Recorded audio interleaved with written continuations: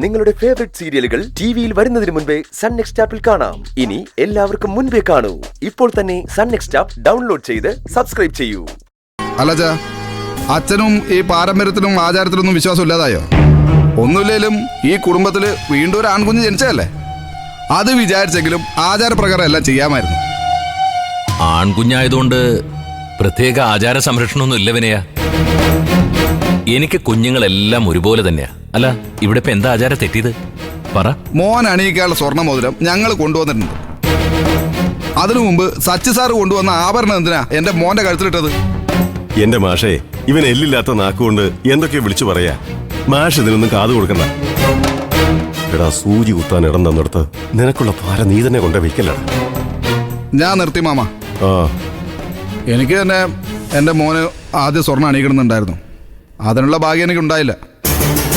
നിന്റെ മോനെ വന്ന് കാണാനുള്ള ഭാഗ്യം നിനക്കുണ്ടായല്ലോ. നിന്റെ വായടക്കി എടുത്ത് മിണ്ടാതിരിക്കും. അച്ഛനൊന്നും തോന്നരുത്. ഒരുപാട് കഷ്ടപ്പെട്ടാ ഞാൻ ഓരോ കാര്യങ്ങൾ ചെയ്യുന്നത്.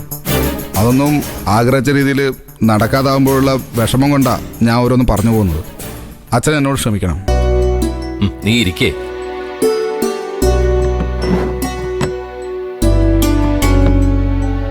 അമ്പിളി, നീ ഇവർക്ക് കുടിക്കാൻ എന്തെങ്കിലും എടുത്തു കൊടുക്ക്. ശരി അച്ഛൻ. ഇവിടെ പോയി എല്ലാ കാര്യങ്ങൾക്കും അമ്പിളി ചേച്ചിയേ ഉള്ളൂ അല്ലേ? അനുപമ തിരിച്ചു പോയോ? ആ, അവൾക്ക് ഉടനെ പോകേണ്ട ഒരു കാര്യമുണ്ടായിരുന്നു. ശബരി ദയം കുട്ടി ഇങ്ങോട്ട് വരാമെന്ന് പറഞ്ഞതാ. ഇതുവരെ അവരെ കണ്ടതുമില്ല. ദയ വന്നിട്ട് എന്താച്ചാ? അവള് വല്ല ജോലിയും ചെയ്യും. സ്വന്തം കുഞ്ഞിനെ പോലും മര്യാദക്ക് നോക്കാത്തവളാ. അല്ല, ഞാൻ പറഞ്ഞതേ ഉള്ളൂ. ഈ പ്രസവ ശുശ്രൂഷ എന്നൊക്കെ പറയുമ്പോൾ അതിന് പരിചയം പക്വതൊക്കെ ഉള്ള ആൾ വേണ്ടേ? അതാ ഞാൻ അച്ഛനോട് ആദ്യമേ പറഞ്ഞത് ചീരുവിനെയും മോനെയും എൻ്റെ വീട്ടിലോട്ട് കൊണ്ടുപോകാം. അപ്പോ നിനക്ക് ആചാരവും നാട്ടുനടപ്പും ഒന്നും പ്രശ്നമല്ല അല്ലേ? പ്രസവം കഴിഞ്ഞ ഉടനെ എന്റെ മോളെ ഇങ്ങോട്ട് കൊണ്ടുവരാതെ അവളുടെ ഭർത്താവിന്റെ വീട്ടിലേക്ക് അയക്കണമെന്നുണ്ടെങ്കിൽ ഞാൻ ഇല്ലാണ്ടാവണം വിനയാ. എന്റെ 4 മക്കള് പ്രസവിച്ചപ്പോഴും ഇവിടെ തന്നെയാ പ്രസവ ശുശ്രൂഷ നടന്നത്. അവർക്കോ അവരുടെ കുഞ്ഞുങ്ങൾക്കോ അതിന്റെ പേരിൽ ഒരു ദോഷവും സംഭവിച്ചിട്ടില്ല. അയ്യോ, ഞാൻ അതൊന്നും ഉദ്ദേശിച്ച് പറഞ്ഞതല്ല അച്ഛാ. അച്ഛനെ കൂടുതൽ കഷ്ടപ്പെടുത്തണ്ടല്ലോ എന്ന് കരുതി പറഞ്ഞതാ. ഞാൻ എന്ത് പറഞ്ഞാലും മറ്റുള്ളവർക്ക് അത് നെഗറ്റീവായിട്ടാണല്ലോ തോന്നുന്നത്. അങ്ങനെയുള്ളവരെ നാ വടക്കി വെച്ച് മിണ്ടാതിരിക്കണം. നിനക്കെപ്പോഴും നിന്റെ കാര്യം നടക്കണമെന്നേ ഉള്ളൂ. ബാക്കിയുള്ളവർക്ക് അതിന്റെ പേരിലുണ്ടാകുന്ന ബുദ്ധിമുട്ടും പ്രയാസവും ഒന്നും നിനക്കറിയണ്ട. നീ അത് പറയാൻ ശ്രമിക്കാറുമില്ല. മതി മാമ, ഇനി എന്നെ കുറ്റപ്പെടുത്തണം. എൻ്റെ കുറ്റവും കുറവുകളൊക്കെ എൻ്റെ മോനെ ഓർത്തെങ്കിലും നിങ്ങളെല്ലാവരും ക്ഷമിക്കണം. ഇവിടെ വന്ന കാര്യം ഭംഗിയായിട്ട് നടക്കണം. അച്ഛാ, മോനും മോതിരം അണിയിക്കുന്നതും പ്രസവ ശുശ്രൂഷയ്ക്ക് പണം ഏൽപ്പിക്കുന്നതൊക്കെ ഒരു ചടങ്ങായിട്ട് തന്നെ നടത്തണം. അത് എൻ്റെ ഒരു ആഗ്രഹം. അതെങ്കിലും എല്ലാവരും കൂടി സാധിപ്പിച്ചു തരണം.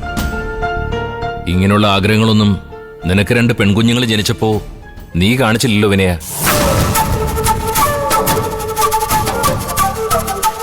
അന്ന് നീ നാട്ടിൽ പോലും ഉണ്ടായിരുന്നില്ല. പെൺകുഞ്ഞുങ്ങൾ ജനിച്ചതിന്റെ പ്രതിഷേധത്തിൽ നീ നാട് വിട്ടു പോവുമായിരുന്നു. അന്ന് അങ്ങനെയൊക്കെ പറ്റിപ്പോയി അച്ഛാ.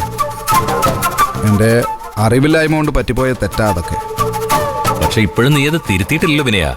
ഇവിടെ വന്ന് ഇത്രയും നേരമായിട്ടും നീ നിന്റെ പെൺമക്കൾ എവിടെയാണെന്ന് പോലും ഒന്ന് അന്വേഷിച്ചിട്ടില്ലല്ലോ.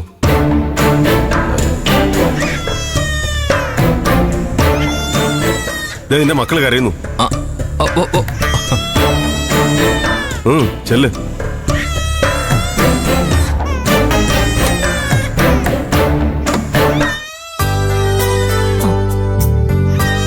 മോളെ, ഭദ്രമോളും അർച്ചമോളും ഉണർന്നെന്ന് തോന്നുന്നു. ഞാനൊന്ന് അങ്ങോട്ട് ചെല്ലട്ടെ മോളെ. വന്നപ്പോ തൊട്ട് എന്റെ മക്കളെ ഒന്ന് കാണാൻ കൊതിയായിട്ട് ഇരിക്കുകയായിരുന്നു. മോനെ എങ്ങ് തന്നോ? ശരി. അമ്പിളി ചേച്ചി ചിലപ്പോ അടുക്കളയിലായിരിക്കും. ആരെങ്കിലും ചെന്നെടുക്കാതെ അവര് കരച്ചിൽ നിർത്തില്ല. ഞാനൊന്ന് അങ്ങോട്ട് പോവാം.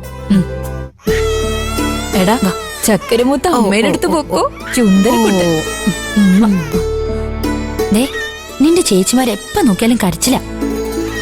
മോൻ കുറച്ച് വളർന്നിട്ട് വേണം ചേച്ചിമാരുടെ കരച്ചിൽ മാറ്റാൻ. കേട്ടോ? കേട്ടോടാ? മക്കളോട് മുത്തശ്ശി എന്തു പറഞ്ഞു? ഓ, ഇഷ്ടായോ? ഒക്കെ വേണ്ടെന്ന് തോന്നുന്നല്ലോ.